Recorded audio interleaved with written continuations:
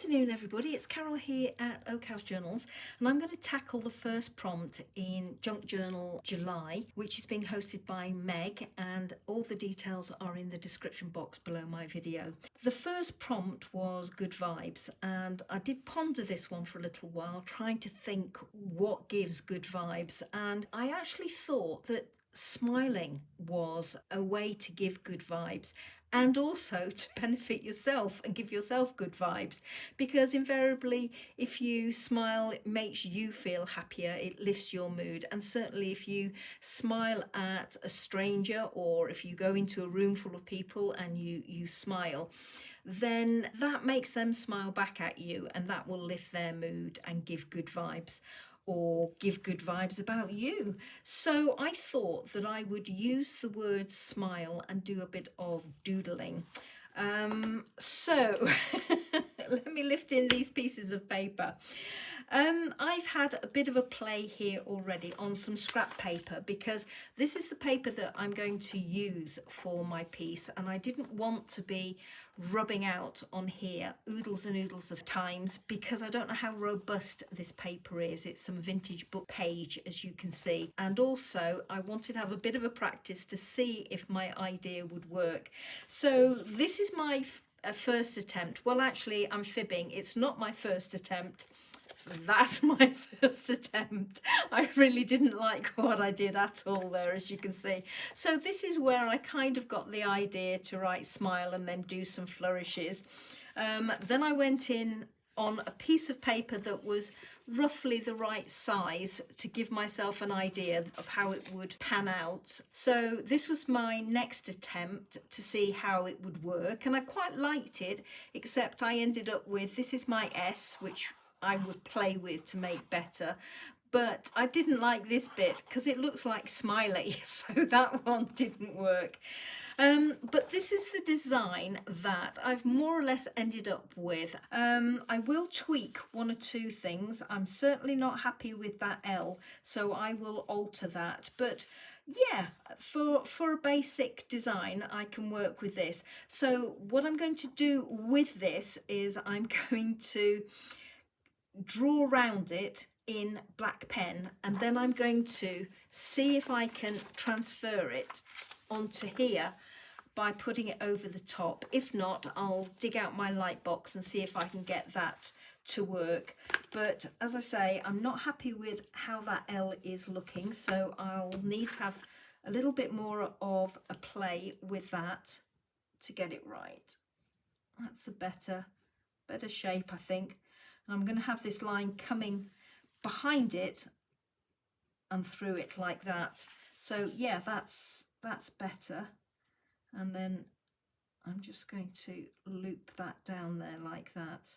As you might have spotted on this one here, this is where my doodling is going to come in. I'm going to use these swirls to actually hang things off. So I'm going to go in with just some little doodle marks on these.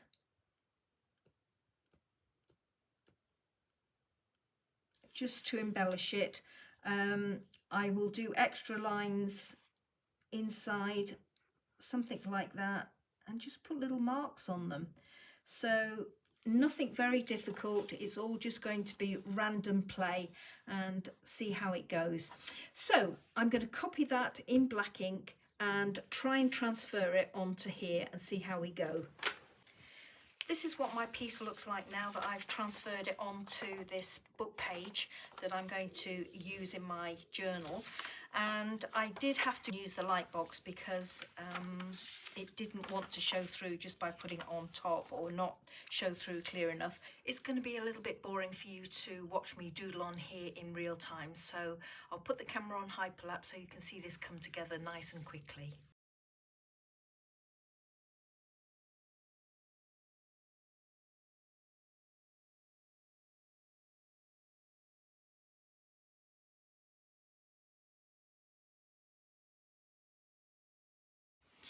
I'm not really liking how this pen is working on the paper. The paper is almost absorbing it. I think with it being vintage paper, it's not the best to use.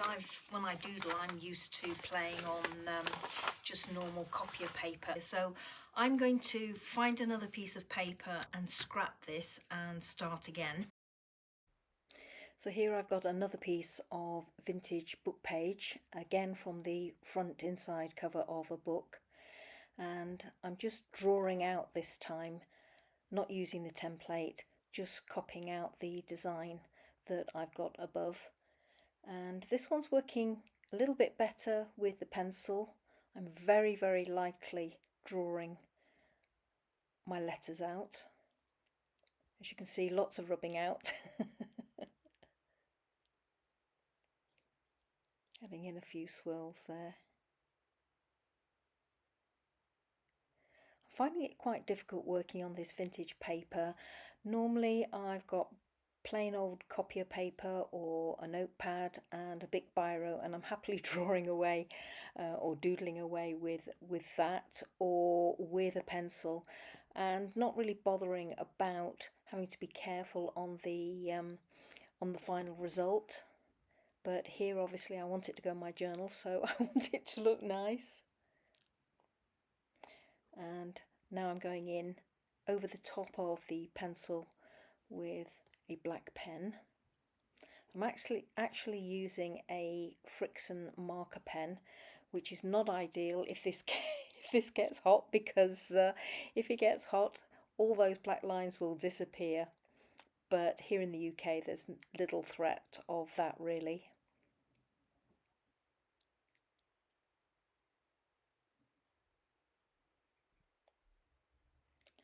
So going in now with a pencil, just drawing where I want my little dangles and extra doodles to be.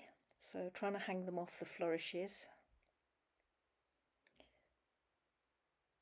And a few curved lines to add some interest from one side of the page to the other. And now going in with my black pen.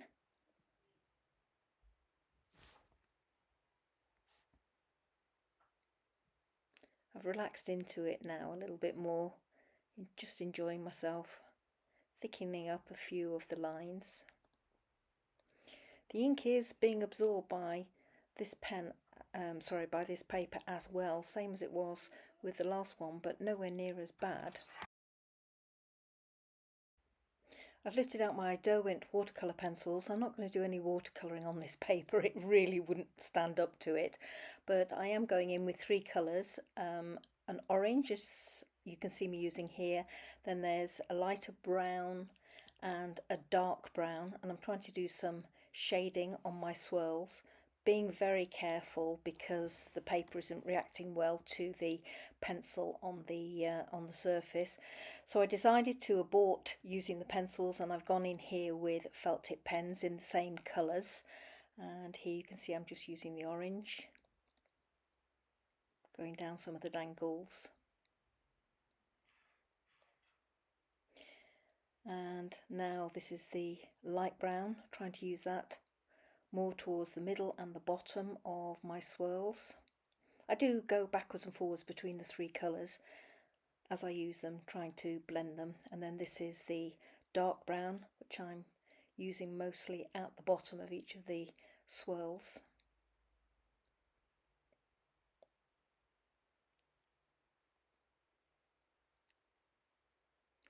Here I've got a big brush Pit Artist pen in cold grey, and I'm trying to put some shading inside each of the swirls, but the paper really wasn't reacting well to it and was soaking up the colour and the ink and making the paper almost soggy in places. So I'm trying to go over with the original felt pens, now that it's dried off a little bit, to pick up the colour again. And finally with the black Frixion marker pen to go over my lines once again, because obviously with it being wet and then drying out, those had started to fade a little bit. Sorry, I've got my head in the way there. Hope that's not too annoying for you. I need to get up quite close when I'm doing these doodles, so my camera angle is a little bit awkward for me. And here again, trying to go in with my felt tip pens to add a bit more shading. Made a complete mess of that bottom swirl, wasn't happy with it at all. One of those things you decide to go in and do one final touch, and then it doesn't work at all. So here I'm going in with a little bit of collaging. You can see I've done one in that top right hand corner, or positioned one, and going in with a sticker there, a washi sticker. I do build up on that a little bit more in that corner. So generally just trying to build up some points of interest around my page. Another washi sticker in that bottom left hand corner. A little bit of vintage text there. And here I'm just working out the folds of that piece, slightly different from how I originally wanted it to go. And you can see on the right hand side I've lifted out my pieces for the second prompt. We'll go on the reverse. So I've finally finished my first page or first prompt, and if I open up my little book, there it is. I had a lot of problems with the actual paper that I chose, and this was my second choice of paper. On both choices it was vintage book pages, the front page from each book. The first one was appalling. The ink from the pen that I was using was just being soaked up into the paper and actually bleeding. I did get some bleed with this one, but not as much.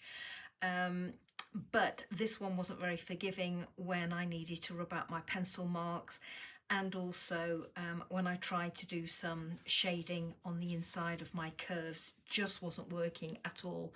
So I gave up in the end and just left it as is.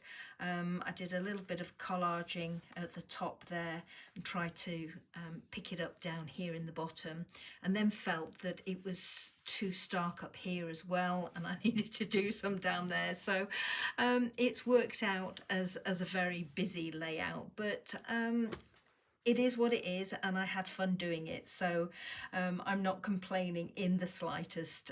I just turned on my audiobook and just happily doodled away, and then got out my Derwent watercolour pencils, but changed from using those very quickly. So I resorted to using some felt tip pens, and I couldn't even shade in lines. I was actually having to do lots of little dots because of the way the paper was soaking up the ink.